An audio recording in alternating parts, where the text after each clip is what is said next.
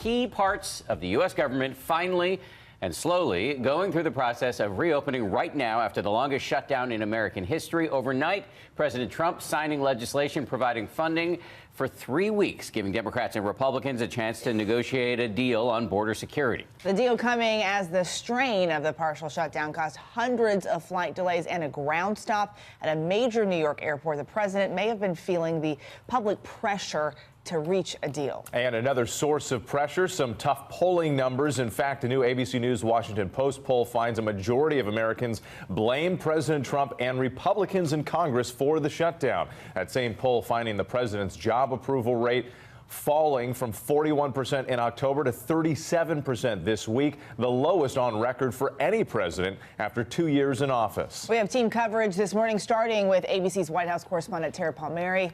Good morning to you, Tara. Good morning, Eva. The government may be open, but the fight is far from over. The president is already threatening to close the government down again in 3 weeks if he doesn't get funding for the border wall. At the same time, he's holding on to a more powerful option that's declaring a national emergency so that he can bypass Congress and build the wall himself. President Trump ending the longest government shutdown in U.S. history. I am very proud to announce today that we have reached a deal to end the shutdown and reopen the federal government. After 35 days of deadlock with Democrats over his demand for $5.7 billion for a border wall, Trump conceding.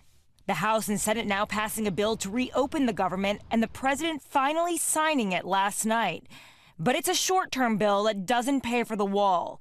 Just 3 weeks of funding. I have no complaint.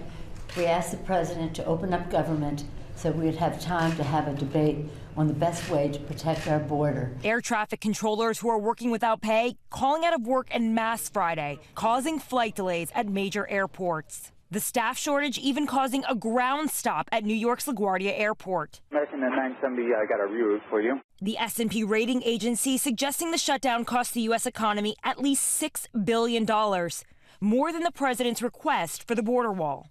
Federal workers who dealt with financial insecurity for the past month finally going to be paid. I will make sure that all employees receive their back pay very quickly or as soon as possible. But Trump warning the fight is not over. We're going to work with the Democrats, we're going to see. And if we can't do that, then we'll do, obviously, we're going to do the emergency, because that's what it is. It's a national emergency. Overnight, responding to backlash from conservatives, tweeting, "This was in no way a concession. It was taking care of millions of people who are getting badly hurt by the shutdown, with the understanding that in 21 days, if no deal is done, it's off to the races." The president's political rivals relishing in his defeat and still saying no to a border wall. Are you no longer ruling out any money for the wall? Are you now? Wait, have I not been clear on the wall? Okay. No, I have been very clear on the wall. No one should ever underestimate the speaker, as Donald Trump has learned. Our Democrats stayed totally unified. Now, this is the first time that President Trump lost to Nancy Pelosi this week. She refused to let him deliver the State of the Union when the government was shut down. The date was originally scheduled for Tuesday, and now they have to get together to agree on another date.